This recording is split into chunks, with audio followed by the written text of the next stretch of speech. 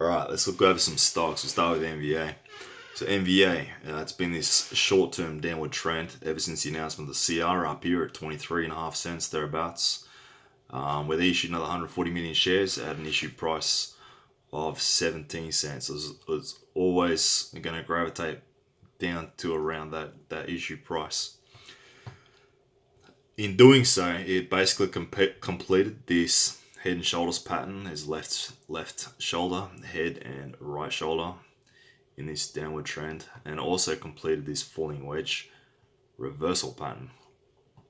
Okay, support being at around 15-16 cents, kind of calling short the target of this sloping head and shoulders to the downside. And we've seen with these long-legged doji candlesticks, buyers stepping in, indicating a reversal, and now we're seeing a trend line form here with the share price going from 14.5, 15 cents there, closing up as high as 16.5 today, 16 cents the day before. So that's a good sign. We might also be able to expect a measured move going off of the depth of here, the mouth of that formation there, the falling wedge of about 5.5, 6 cents to the upside. So 16. So we're looking at about 21, 22 cent target thereabouts.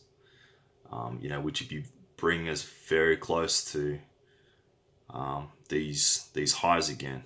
Okay, so it'll be really interesting to see what happens with NVA over the Christmas period in the early year.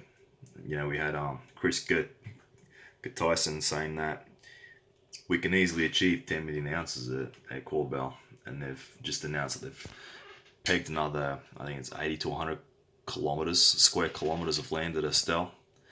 So big news coming in at the Estelle project there with NVA. So I'm holding these tight. I'm not getting rid of them anytime soon. Let's look at LTR. Okay, so LTR has just been looking bullish for months now. Not a problem here at LTR. So broke above this channel here, retested it, then it made the measured move to this overhead resistance where it was rejected, but it's been consolidating nicely since. We've got, you call that say 3 white soldiers almost there, where it's been continual days of upward share price movement with it now sitting at 34 cents and used from the Mora project on the horizon. But it's pretty much been respected in this, what was former overhead resistance here, that's now basically acting as support, and it's consolidating between those two zones. So LTR remains a buy for me, much like NVA is definitely a buy for me right now. As I feel that it's bottomed. Go back to the NVA chart. I think this is a great buy for NVA right now. I think that's the bottom, like I was saying a few days ago with these candlesticks here. Okay, I think that's the bottom. LTR, it's uptrending, so I think it is a buy. And if we let's look at a few others. Let's take a look at INF. Alright, so INF, I think this one is best shown on a 4-hourly candlestick chart. So we can see here it's clearly still within the bull flag. Okay, with nice long flagpole on it. So like I was saying in the other video, I expect a breakout to take us to between 19 and 20 cents. Something like that.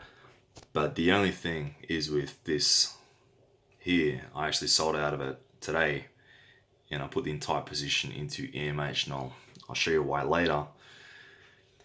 But the volume's been dying off, which has been great, but there's no indicators that it's about to break at any time immediately.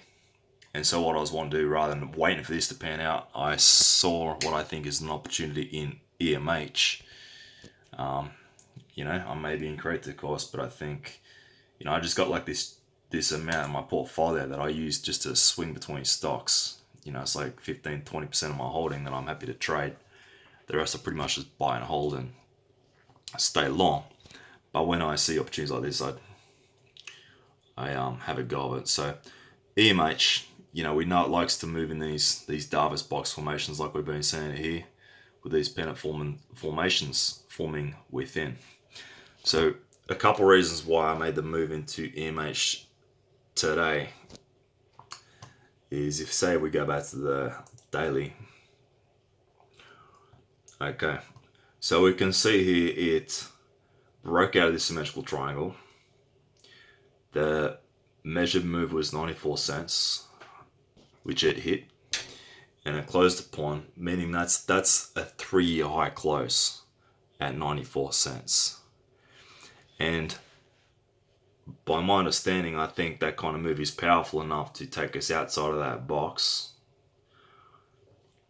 And the move from there would be to $1.05, $1.04. So we'd be looking around here. And I just think with EMH's position as the dominant hard rock lithium resource in Europe, I think the risk of downside is quite minimal right now. Okay, so another reason why I went with it, I just see it as the dominant resource in this sector, and timing is its friend right now. Okay, so EMH, my target's around $4, $5. I think it's possible it might break out of this box here. You know, it may go down the downside, but I think it will most likely trade within this box. If it closes below that, that's when it would be a sell. You know, if it goes back in this next box here, it might be a sell. But to be honest with you, I'm pretty happy to hold EMH long. You know, if I see INF might make a move soon, I might go back into it if it looks like it's going to bust out of that flag. It does so with a bit of volume behind it, but I think I'm just going to stay in EMH and hold it long. I think it's my preferred stock out of the two long term. Alright, let's look at another one. Let's look at CTM. Just bring it up. Alright, just go over it quickly. So I was back when I was in this channel. I was talking about it. You know, this 5-6 week long channel where it was uptrending nicely. This year was when the US election was on. You know, I chose a bad time to break out of the US election on the uncertainty there, and all stocks were getting sold off basically. But you know, quickly corrected, and I think it was, I put out a video on this day here. I was saying it was breaking above that channel, and I was waiting for confirmation for the true breakout. Now, unfortunately, it beat me to it. I didn't get on it quick enough. I think I was busy doing something else that day. But reading into Jack Schwager's book where he talks about technical analysis, he'll often use, he says, about a 3-day rule to validate breakout. So we can see here it breached the overhead trend line. Day 1, day 2, and day 3 is where the action happened. You know, so going off what Jack's talking about there, you know, that's true. So the measured move as well was depth of channel there. That's 8 cents. It just cleared it, and that was a, you know, that was a 10-cent move there. Now it's consolidating, and all it is now off another all-time high again. Or sorry, a 3-year high is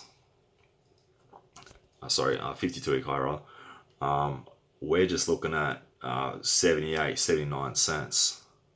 Okay, but it's for that nice type flag there. And I think CTM is definitely a buy. I think it's a great resource. It's only going to get better. Nickel's coming in demand. So I think CTM is a solid choice. You know, I'd buy this stock anytime and hold it long and sleep easy. But that would have been a great opportunity. But yeah, here we're looking at these highs again, and it has a potential to keep on moving. Okay, so it's still in this uptrend, looking bullish. All right, guys, good luck with it all. Merry Christmas.